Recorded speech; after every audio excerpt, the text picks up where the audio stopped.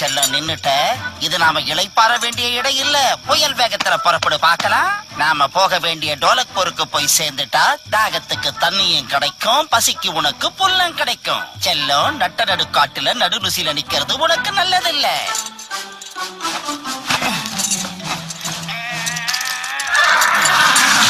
எந்த நோய் இப்படி பாடாப்படுத்துற?